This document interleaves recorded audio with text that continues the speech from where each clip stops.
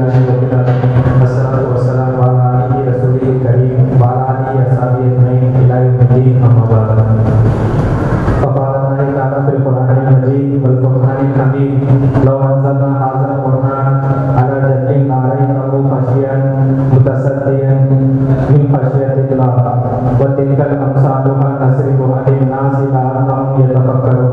صدق الله العظيم. رب اشرح لي صدري ويسر لي أمري واحلل عقدة من لساني يفقهوا قولي. محترم امیر مقامی اور دیگر جماعت کے ذمہ داران اور میرے داعیان کے ساتھیوں، السلام علیکم ورحمۃ اللہ وبرکاتہ. جو مجھے عنوان دیا گیا ہے برادر عبداللہ کا کیس اسٹڈی ہے، جس کے سلسلے میں آپ کو ایک پرچہ دیا گیا ہے کہ برادر عبداللہ ایک کارکن جماعت ہے جو رجوع القرآن مہم مرکزی طور پر منائی گئی. اس میں انہوں نے بڑھ چڑھ کر حصہ لیا کیونکہ ایک تجارتی آدمی ہے اور ان پر اپنے خاندان کی بھی ذمہ داریاں ہیں. تو رجوع القرآن سے جو ان کو موٹیویشن ملا ہے اس سلسلے میں یہ کس طریقے سے اپنے قرآن سے رشتہ جوڑ سکتے ہیں اپنی نجی اور اجتماعی زندگی میں، اور اپنے جماعتی ساتھیوں کے ساتھ کس طریقے سے اس قرآن کی فہم کو لیتے ہوئے اپنی زندگی گزار سکتے ہیں، جس کے سلسلے میں جو آپ کے سامنے پرچہ دیا گیا ہے انشاءاللہ اس پہ میں بات یہ رکھوں گا کہ جو اس کو ایک آئس برگ کی طرح آپ ٹریٹ کریں. آئس برگ کا مطلب جو پانی میں تیرتا ہوا پہاڑ ہوتا ہے جس کو آئس برگ کہا جاتا ہے. جو آئس برگ کا جو اوپر کا حصہ ہے اس بارے میں آپ کے سامنے بتانے کی کوشش کروں گا، اور جو نیچے کا حصہ ہے آپ اپنی فکر سے اس کا جواب ڈھونڈنے کی کوشش کریں. جو آئس برگ کے سلسلے میں ایک بات میں کہتا چلوں کہ یہ زمین کے ساتھ پوری طریقے سے لگا ہوا نہیں ہوتا ہے، یہ پانی میں تیرتا ہوا رہتا ہے. تو سب سے پہلا پوائنٹ میں آپ کے سامنے یہ رکھنے کی کوشش کروں گا کہ منصوبہ بندی، پلاننگ کس کو کہتے ہیں. جو پلاننگ ہے اس میں سب سے پہلے ہمیں یہ چیز جاننے کی کوشش کرنا ہے کہ ہمیں اپنے آپ کو کس طریقے سے ایک ڈسپلین میں لانے کی ضرورت ہے.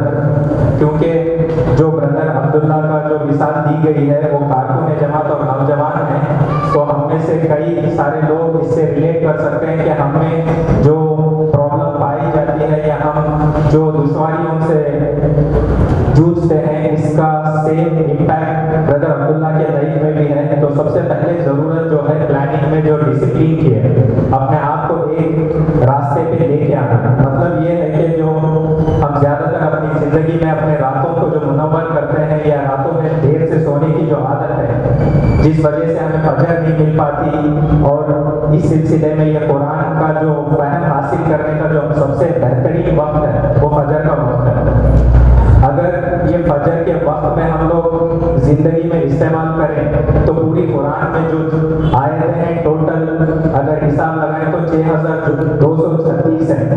اگر ہم ایک دن میں ایک آیت بھی پڑھتے ہیں تو 17 سال 10 دن لگیں گے ہمیں پوری قرآن کو کمپلیٹ کرنے میں. تو ہم میں سے کئی سارے نوجوان ہیں اور کئی سارے بزرگ ہیں جو اپنے لائف کے کتنے اسٹیج پہ کھڑے ہیں ہمیں پتہ نہیں ہے. تو 17 سال آج سے ہمیں ملیں گے یا نہیں ملیں گے اس بات کا بھی ہمیں اندازہ نہیں ہے. تو جو دوسرا پوائنٹ ہے پلاننگ میں، جو قرآن کا ناظرہ سدھارنا، کیونکہ برادر عبداللہ کا ایک دوسرا جو پرابلم ہے ان کا ناظرہ یا ٹھیک نہیں ہے. تو ناظرہ کے سلسلے میں ایک میں بات کرتا چلوں کہ تقریباً ہم میں سے جتنے بھی لوگ ہیں ان میں سے ناظرہ کی بہت زیادہ تکلیف ہوتی ہے.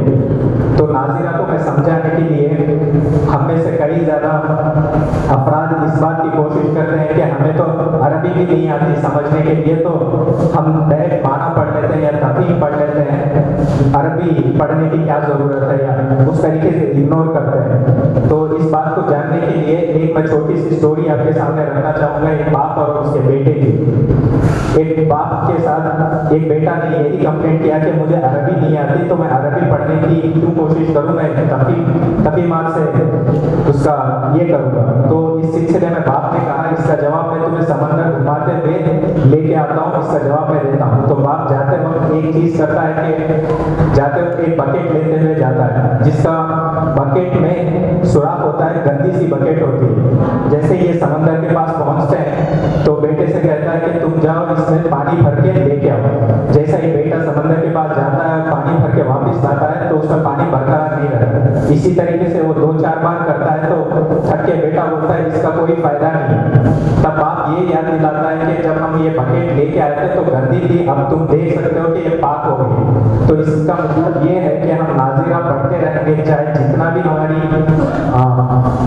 खराब हो, तो धीरे धीरे हमारा नाज़िरा भी सुधरेगा और कुरान फहमी में जो नाज़िरा का इम्पोर्टेंस है हमें ये बात पता चलेगी। तो दूसरा पॉइंट ये है कि हमें कुरान पढ़ना है, नाज़िरे के साथ पढ़ना है, ताकि 10 मिनट अपने दिन में हम लोग वक्त काटें और नाज़िरा पढ़ने की कोशिश करें। तो 1 साल के बाद अपने आप में तब्दीली पाने की आप कोशिश करें। जो दूसरा पॉइंट था प्लानिंग में, और जो तीसरा पॉइंट है, जो हम लोग ज़्यादातर कुरान पढ़ते हैं, जो जुज़ अम्मा से हम लोगों को याद है सूरत जो नमाज में पढ़ते हैं, उनका माना या मतलब हम लोगों में से कई लोगों को ये बात पता है लेकिन याद नहीं रहता। तो इसको जो नमाज में हम लोग सूरे पढ़ते हैं, उस सूरों को माने के साथ समझने की कोशिश करें और बार बार इसको रिपीट करते रहें, ताकि यही सूरे हैं जो 30वें जुज़ से जो इंतजार के मामले पे पूरे सूरत हैं, मक्की सूरत है। तो ये बहुत बड़ी इंपॉर्टेंट चीज़ है। और तीसरी जो चीज़ है, चौथी जो चीज़ है प्लानिंग में, वो है कुरान को याद करना। अब जो कुरान को याद करने के सिलसिले में ये है कि आप एक आयत याद कर सकते हैं, एक वर्ड याद कर सकते हैं। ये नहीं है कि पूरी सूरत याद होती है या नहीं होती, लेकिन आपको एक वर्ड, एक आयत या कुछ भी इतना याद करना है कि आप उस फहम को समझ सकें। तो इसके कई ज़राए हैं जो मैं स्टडी में रखूँगा, जो मुताले के सिलसिले में सेकेंड मेन ऑब्जेक्टिव है मेरा। अगर आप स्टडी करना चाहें तो किस तरीके से अपना नाज़िरा सुधार सकते हैं, बहुत सारे ऑनलाइन में इसके ऑप्शंस हैं, जिसमें से हम लोगों में से कई सारे अफराद ऐसे हैं जो अपने आप के पास 10,000 से ज़्यादा का फ़ोन रखते हैं, जिसमें इस्लाम 360 करके एक ऐप है, जो ऐप में आपको नाज़िरा का सबक भी मिलेगा और आप अपने सबक को दोबारा जाके रिपीट भी सुन सकते हैं और अपना नाज़िरा से देख के बहुत सारे तक़ीमात हैं, जिस तरीके से मौलाना मौदूदी की तक़ीमुल कुरान हो, मारिफुल कुरान हो, मौलाना मुफ्ती मोहम्मद शाफी रहमतुल्लाह अलैह की, या बयानुल कुरान डॉक्टर इसरार अहमद की, ये सारे तक़ीमात हैं, 10 से 15 तक़ीमात हैं, आप इससे भी रुजू कर सकते हैं।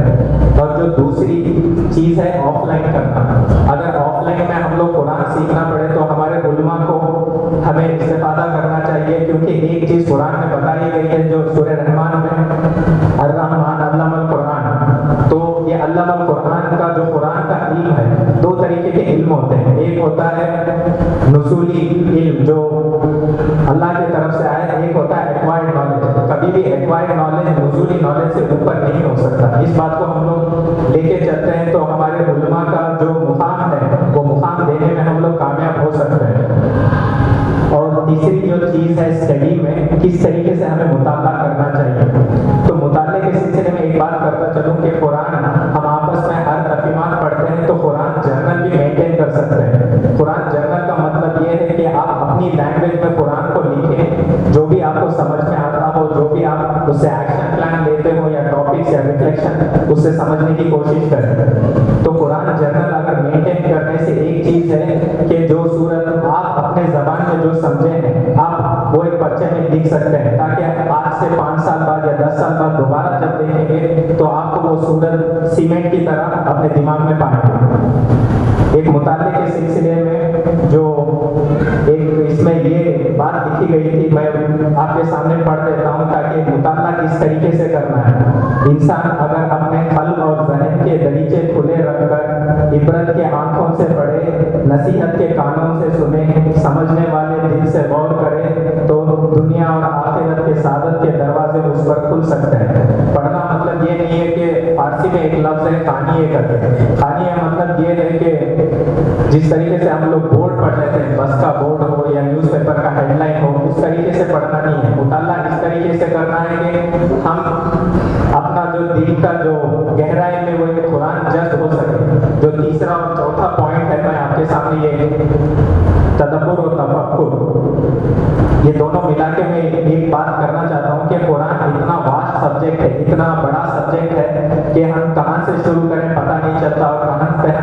किस चीज़ को लेना है। तो 3 तरीके से हम कुरान को ये कर सकते हैं कि पहले तो कुरान ना अल्फाबेटिकल ऑर्डर में है, ना कि उसको न्यूरोलॉजिकल ऑर्डर में है कि किस तरीके से कंटिन्यूटी है। तो थीम वाइज हम लोग कुरान को बांटते हैं। तो थीम जो एक मरकजी मौजू होता है, तो 7 फेसेस में कुरान बढ़ता है। सूरह फातिहा से लेके सूरह माइदा तक बनी इसराइल का ज़वाल के बारे में ज़्यादातर आप मौजू पाएंगे, शरीयत के अहकामात पाएंगे, और मुसलमानों का जो माशरा है उसकी किस तरीके से कंस्ट्रक्शन किया गया उसको पाएंगे। उसके बाद जो सूरह अनाम से लेके सूरह तौबा तक जो मरकजी मौजू है, इसका कुरैश का ज़वाल है और अरब का ज़वाल है।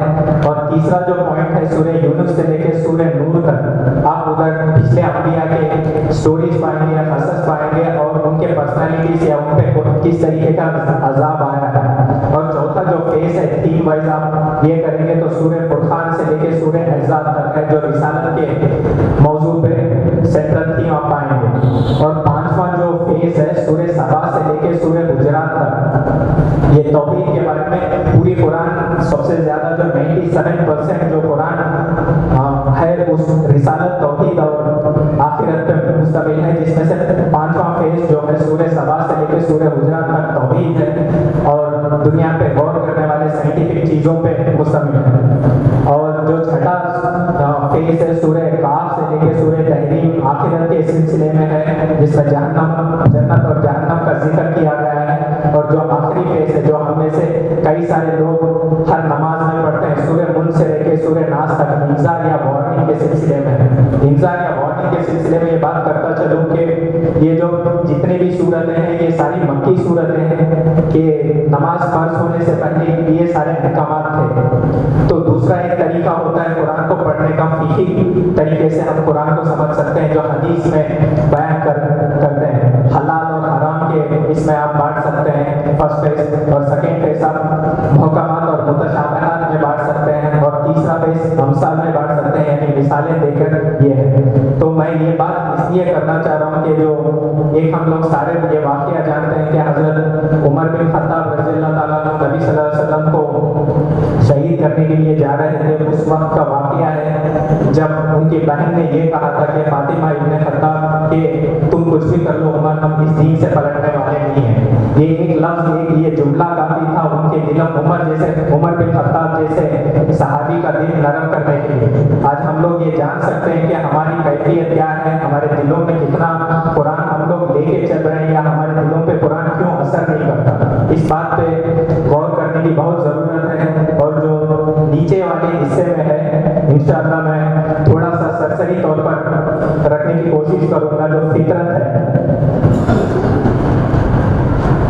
जो फितरत के सिलसिले में है, वशिफाउन लिमा फी सुदूर, सारी इंसानियत के लिए ये सुधार के लिए आया था कुरान। जो फितरत हमारी होती है, जो फितरत में हमारे जो ये है, जो हुब्बे माल है या हुब्बे दुनिया है, ये सारी जो फितरत में हर एक इंसान को है, चाहे वो इंसान अच्छा हो या खराब हो, उसके अंदर माल की चाहत होगी, उसके अंदर दुनिया की चाहत होगी, लेकिन वो फितरत को अपने आप में कंट्रोल करना यही कुरान सिखाता है। जो नीचे का जो हुदन लफ्ज़ बयान किया गया है, कुरान अपने आप को कुरान में इस चीज़ से एड्रेस करता है कि हुदन अलिफ लाम मीम ज़ालिकल किताबु ला रैब फीहि हुदन लिल मुत्तक़ीन, मुत्तक़ियों के लिए हिदायत है। तो हम लोग कुरान को मौजज़ा लेके पढ़ने से हमें ये बात समझ में आती है कि मौजज़ा कई अंबिया पे आया, लेकिन नबी सल्लल्लाहु अलैहि वसल्लम का सबसे बड़ा मौजज़ा कुरान था।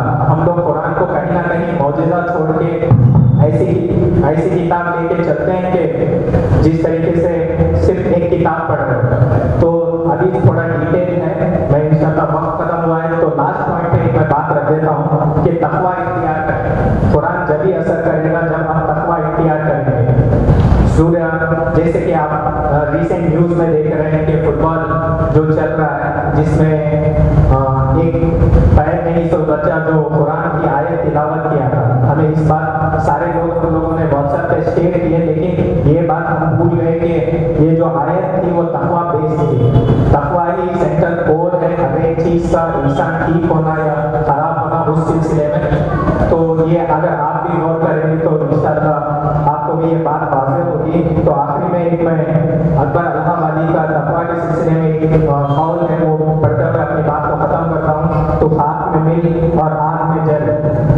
फिक्स बने तब काम चले, तो फिक्स का मतलब जब ईंट बने तभी काम चलेगा।